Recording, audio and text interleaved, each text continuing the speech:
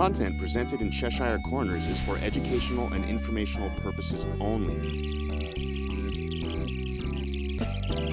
Please consult a legal professional if you have any questions or concerns about the content of this disclaimer, this series, or the legal implications surrounding psychedelic substances in your jurisdiction.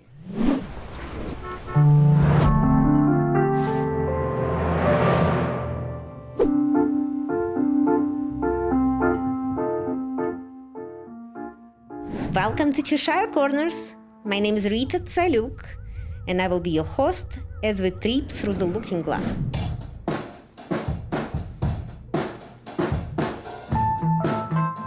I'm happy to introduce you guys to our guest, John Kamin from Toronto, Canada, and he is here because he's coming to Colorado in November with such a cool thing, that Expo, Open Mind Expo. Welcome to the world's first consumer expo for psychedelic therapy, the Open Minds Expo. This has never been done before. What it means for me to create sacred space.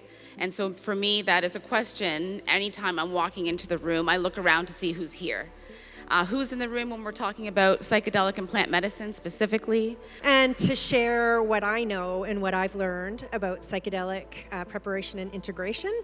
I liken psychedelics to a sharp knife. It can really cut through the bullshit, but it can also hurt us if we aren't careful. So let's take this with reverence as much as we have with excitement for it. And I'm going to make the case for why our personal stories matter in the psychedelic movement. Conscious and unconscious in your body, in your energy, that are not congruent with your intention.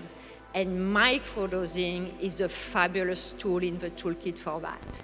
Where we're going to talk a lot about psychedelics, because we are here in Colorado and there's nobody knows about psychedelics more than us, and we don't know much about them either, so we're all learning.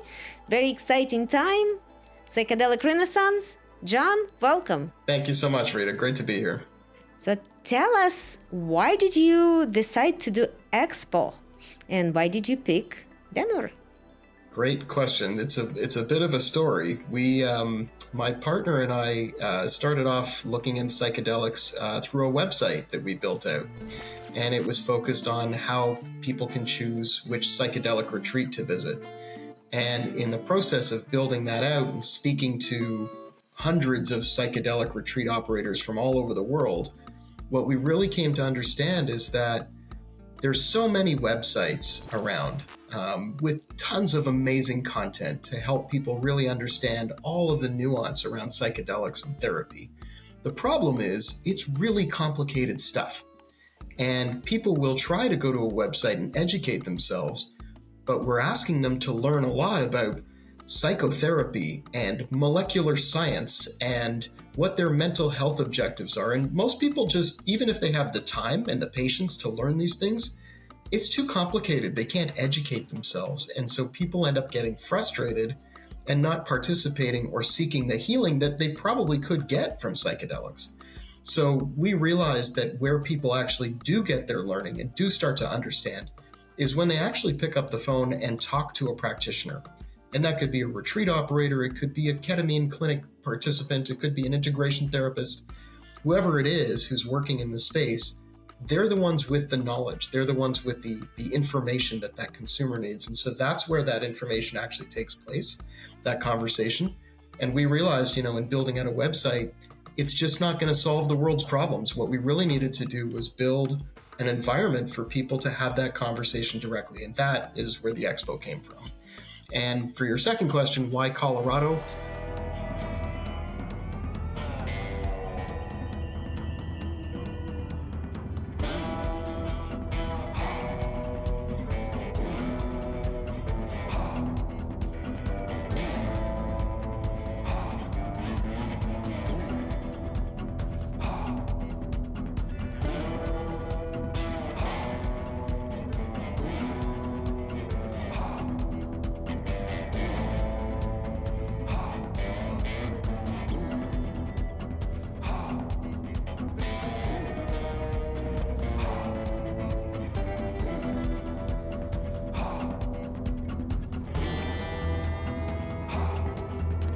I sit here in Toronto in Canada, which is a fairly progressive city. We're not officially decriminalized for psychedelic drugs, but there is a quasi-decrim movement afoot. But it's a backwater. The Ontario government worries decriminalizing drugs in Toronto will make public spaces unsafe. We don't want more drugs in our parks. We don't want more drugs in our streets. The Solicitor General is one of 2 ministers who wrote to Toronto's Medical Officer of Health 2 years ago. She asked the federal government for an exemption to decriminalize. Ontario is 100% opposed to your proposal. The letter reads, "Under no circumstances will our government ever support your request." And they say they're surprised the exemption request hasn't been rescinded yet. And we ran our inaugural event, our inaugural Open Minds Expo in Toronto back in June. It was about 6 months ago. And it was very well attended, but you did get the sense that it's still a very small community. There's a lot of underground activity. And then I start calling into Denver, where Colorado as a state is moving to effectively legalize these treatments and get behind it in a legislative way. And it's like looking into the future. There's so much interest. There's so many people participating. It's a natural place for our second show. This is the first show in the world where people that are consumers can learn about psychedelic medicine in a venue that is safe, legal, friendly, and easy to understand. This is a really great entry point for people who are interested in psychedelic-assisted therapy. The most inspiring to me is hearing people's stories, whether it's from the speakers or people walking around the booths. It's people sharing stories, and it seems very clear to me that people are all seeking better well-being, optimizing their health and well-being, and it might take many different forms, but we're seeing that psychedelics and plant medicine is definitely taking up the space of a new frontier that we'll see more and more benefits helping people.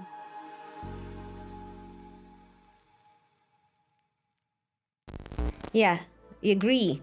And I think you had another keyword when you were just talking, you said community. I think people kind of trying to build right now in Colorado community of like-minded people who kind of understand that the world is not just flat and maybe not just round. Maybe there is something more to it, and then we need to look into it with curiosity, with trust, and trust takes time to build. So it's going to be a little bit of a journey after so many years of stigma. But I believe that events like yours will just have another step of bridging that gap and moving us towards the just normalizing things that seems to be so unique and maybe dangerous and maybe unknown. So it's exciting time, and our contribution, I know there's a bunch of organizations right now in Colorado, and so many people working on doing the same effort, but I don't see them as a competition, because if we're gonna look at the patients who would need it, there's so many more than any of those companies can actually service. It just, they don't know about it. They don't know what it is. So we're building a community. I completely agree. Yeah, I think community is really important here, and it's a point that I often make. There's so many examples within psychedelic therapy. I work with lots of retreat operators from all over the world and lots of integration therapists, and what you do get a sense for is that we're still in this very early phase, right? I mean, the research is still early, the knowledge is still early, but what starts to emerge is that there really doesn't seem to be one perfect answer for everybody, right? The individual, the kind of care that they're looking for, the entheogens that get involved that they might respond best to, depending on their background and their risk tolerance and what, mental health issues they might be working through. It's very personal. It's very individualized. And what I find with the community is that where there's a lot of gray, there's a lot of people who will say, oh, well, my way is the best. And I think that the best thing that we can do for the community at large, and to really help people understand what this is and how to work through it and how to understand how to participate in it, is exactly like you said, Rita. It's early days. This isn't about competition. It's nowhere close to that, and hopefully it never becomes that. It's actually about let's unite, because one thing that we all agree on forgetting about protocols and molecules and all that stuff, we all agree that there is real truth to the data, right? That psychedelic therapy, if applied appropriately and with a trained practitioner, really can bring healing. Let's all stop there and get on the same conversation and try to educate the public who are really looking for these solutions, but get confused very easily, especially when we're all fighting with each other. So how do you envision your regular customers that comes to the expo? Who we should see in those expo? Yeah, so I can tell you from our Toronto, inaugural show, our experience was that it's about 2/3 women, and about 2/3 of them are 45 and up. So in fact, it's the folks who are driving psychedelic therapy were also, interestingly, the people who showed up at our event. So they tend to be women, sort of midlife or later, who are looking for change. They're typically sort of finding themselves to be stuck. There's depression elements. They might be on SSRIs, and life is very challenging, right? I mean, you're a parent, you're an employee, you're so many things to so many people, and I think that ultimately sort of drives that disaffection, and that tended to be the people who were coming out to the show, and that tended to be the people who were looking for psychedelic therapy. So. Do you see a lot of people who never tried psychedelics, are just curious about it, or people who are more experienced? Who do you see more? It's a range of both. Now, our show is really focused on someone who's looking for therapy, not recreationally, doing shrooms on a Friday night. That's a different show and a different audience.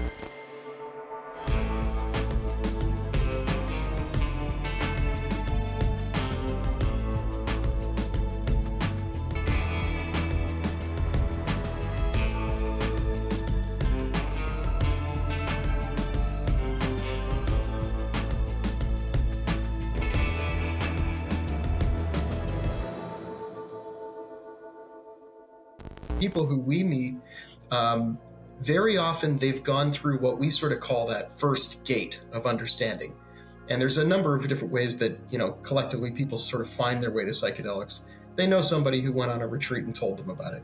They read Michael Pollan's book. They've seen a Netflix show. Like it's usually sort of the same paths of entry. And what that tends to do is just sort of flip a switch in someone's mind to become open to the discussion. They don't really understand it yet. They don't know if it's for them. They don't have a lot of the nuance, but they've now become aware that this exists, that there might be something to it, and that they might benefit from it if they learn from it. That's the people who typically make it to our event. Some of them have done, some psychedelic drugs recreationally or tried a little bit themselves through therapy, and some are brand new to it. I'm thinking and I'm making parallel. I know you worked in cannabis industry before, and we also have cannabis stores. So when I started in cannabis industry in about 2014, we saw more experienced users and I would just say kind of people who already knew what the cannabis is and maybe had medical cards with it because it was also medically available. And years passed, and right now we just see pretty much everybody who just going and try it for the first time, or maybe once in a while trying it a little bit. It just became so normalized that when I'm looking at the crowds that coming to dispensary, it's just pretty much crowds that coming everywhere. But in psychedelics, it's probably still a little bit different because it's such a novelty and a lot of people do not know about it. But I like that you mentioned about recreational, but I want to dig into it a little bit more. Cannabis in Colorado, available right now both medicinally and recreationally. And when I was participating in some conversations with government in New Jersey, when they were recently just opening it up, they had a lot of questions. Why people will use it recreationally? If you need it medically, go get medical card. Why do you need it recreationally? And that brings up bigger question. Why people using it recreationally? In my opinion, people using it recreationally for the same medical reasons. They're using it mostly to get rid of anxiety.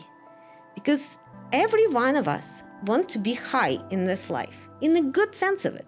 We want to stay high. We want to stay in the zone. We want to be creative. We want to be happy. How can we achieve that? In my opinion, if anxiety goes away, it's already halfway there. You're already feeling all those things, and then you can go on top of it. This is just maybe simplifying it, because not only anxiety matters, but for sure, this is one of the things that cured by both cannabis and psychedelics. But cannabis, just like alcohol, it cures it for the times that you take in an experience, and then it kind of goes back. Psychedelics have that neuroplasticity window that's going to stay with you for a little bit longer, and you'll be able to integrate it in your life. So at some point, you might not need anything to stay happy. You're just learning from your experiences of how you're doing it to stay high every day of your life, because that's a goal, right? Sure. With that, we just kind of want to build a community over here in Colorado and everywhere in the world of people who understand that this is possible. We have another option, and our minds are very powerful, and not just minds. Who knows what else is there? It's definitely not as simple as just around Earth. And we already see that this is something that's available. It's just like a little rabbit hole that's getting open, and we're like Alice in Wonderland trying to get through and look what's available. And looking, oh, look, there is the Psychedelic Open Mind Expo right there in that hole. That's right. I think when Rita, when you were talking about the recreational versus the therapeutic, and why, it's a number of kind of thoughts come to mind, right? I think that you're right. People are ultimately looking to shed their anxiety, to feel high every day. Naturally, would be ideal, right? Although most people struggle to achieve that. And for me, I think about the recreational impacts of cannabis against the alcohol industry, right? And where up to this point, even now, it's just so much more socially acceptable to try and find that high on a very, very, very temporary basis by drinking, and just how much more destructive that is to your physical health and probably your mental health over a long period of time than cannabis was. And I think where I do draw a bit of a distinction is on psychedelics relative to cannabis. I was asked at one point, do I think that the fact that cannabis has now been legalized across this country, across Canada, as it has in Colorado for recreational use, is that going to expedite the adoption of psychedelic drugs by the population? I mean, you can see in Colorado where cannabis went recreationally legal first, psychedelic drugs followed not far behind. Oregon, kind of a similar story. In Canada, we're further behind on that, but I think we're clearly moving in that direction. It does make me a little uncomfortable when I see stores start to open up, which they have in Toronto. Less than a mile from my house, there are stores right out on the street with signage saying that they sell magic mushrooms, and it's become pretty commonplace in Toronto. It's absolutely illegal. It's not that's not the environment that I think really makes sense for those kinds of products. In my personal opinion, I think that entheogens should be controlled and administered by people who are trained to do so. Magic mushrooms pretty benign, but you think about the Matthew Perry story, famous Canadian who passed away from having ketamine administered by trained people, but who were not necessarily doing it with his best interest in mind. And there are risk factors here, right? So I don't like the idea of psychedelics being normalized to that extent, and we probably should have some arbiter in the middle who decides when and who can use them and in what context. I'd be more comfortable with that, but I think that we're heading in that direction for sure. I'm with you, totally with you. Psychedelics is an extremely dangerous thing, like a knife. Yeah, can be. Why would you give somebody a knife without training them how to operate it well? Right. So yeah, absolutely. We need to make sure that we teach people, we teach in public. We already see all the substances that we're using for years.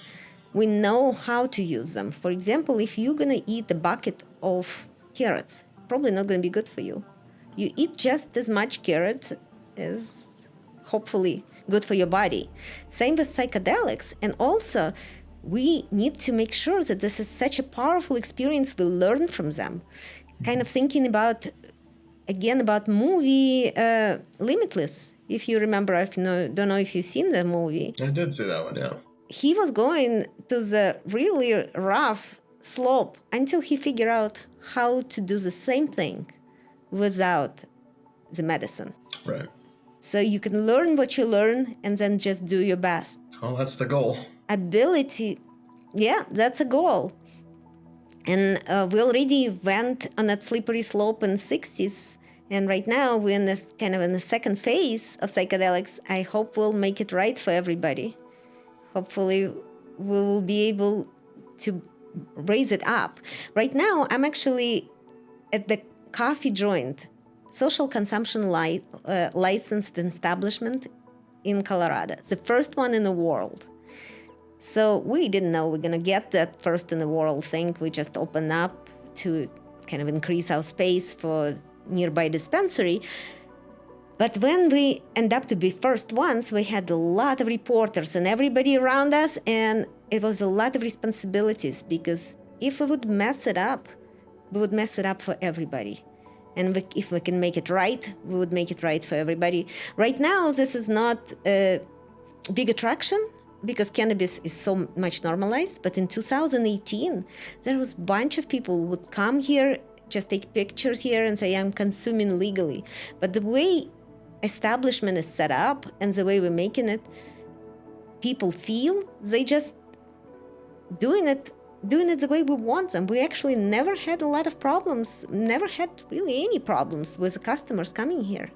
So it was pretty good. And I think right now, the way we doing those expos, the way we talking about psychedelics, we just have to make sure that because we are the first ones here in Colorado, we have a lot of responsibilities to the whole world, not to mess it up for anybody. I completely agree. And I think, our mission really is to just get one person at a time, just educated, feeling comfortable to ask questions, and sort of building that safe environment container in the parlance of psychedelics, to allow people to have that conversation, to not feel like they're going to be stigmatized or judged, or, oh shoot, I don't know who I'm asking or how they're going to feel about me, or is this going to affect my job prospects? Just there's real learning here. And I think that if we can create that environment for people to come in and ask questions and feel confident with the answers back, one person at a time, we will change the world. Yeah, and it feels like psychedelic community is a very open community of people right now. Everybody's welcome. I feel like people feeling welcome doesn't matter if they ever use psychedelics or they against. Like you don't like psychedelics, you have something against to say, let's have conversation. Let's talk about it. It feels really good.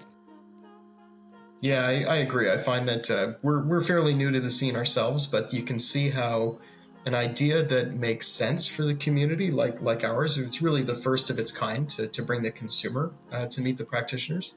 The industry really appreciates it. They understand it, they get why there's a need, and the support has been fantastic. Very cool. So tell me when you're going to have the event and where you're going to have it so people have a little glimpse of what's going to happen. Definitely, yeah. So we are holding it November 23rd and 24th. So that's the weekend right before Thanksgiving. So hopefully no one's traveling just yet. It's going to be located in a beautiful building, a restored heritage building. It's right downtown in Denver, in the Arts District. It's at 1037 Broadway, and it's called the Jonas Brothers Building. So ornate furniture, beautifully restored. We're really happy with the facility. It looks great. For people who are attending the show, there's kind of two floors. The first floor will be where our speaker lineup is, and so we'll have a stage and monitors and a couple hundred chairs set out. And we've got people coming to speak about what we call broad and shallow content. So for that person who's brand new to psychedelic therapy, they really only know a little bit, did shrooms in high school kind of thing, but very curious, you're going to get kind of a primer, a baseline of information to give you the context that you need to start to understand this world and how to participate. We'll talk to you about psychedelic integration, why is psychotherapy such an important component of this? We'll talk to you about different life stages and how psychedelics can be used with practitioners to get you through, menopausal change, end-of-life trauma, family relationship issues. We talk about how to select a psychedelic retreat, which is kind of mysterious for a lot of people. And there's all sorts of different ways to do that. And so, you could be in a jungle lodge in Peru. You could be, right in the state of Colorado, at a retreat up in the hills. So how do you make a decision around which entheogens to work with and what the setting should look like? So it's those kind of very 101 level kinds of questions that people have. That's what we're helping to educate them on. And upstairs will be the expo floor. So that's where we'll have folks from across the state and actually around the world. In Toronto, we had 6 countries represented. And they come from, psychedelic retreats. They come from ketamine clinics. They might be integration therapists. And psychedelic training, integration training, is actually a big component of the show. So for people who are looking to become involved in this space in Colorado, as facilitators, as integration people, sort of actually working in the space. A number of training programs are coming. We're actually going to have some live training at the same time as the expo's on in some of the other rooms. So lots of stuff going on, lots of people to meet, and it's really a cross-section of the entire ecosystem in one building. Very cool. And how people can sign up for it and learn? What is your website? Sure, yeah, it's www.openmindsexpo.com, MINDS. Very cool. Okay, so I'm hoping that, number one, everybody please like this video so more people can see it. Everybody please, if you can, write comments about it. Ask us questions because I'm sure we forgot something to cover. And subscribe to this channel, and I will hope to see you all at this expo. And thank you so much, John, for visiting us here. I think we need more those cool ideas, more collaboration, more events like this, and getting ready for the greatest future, 2025. Thank you, guys. Thank you, Rita.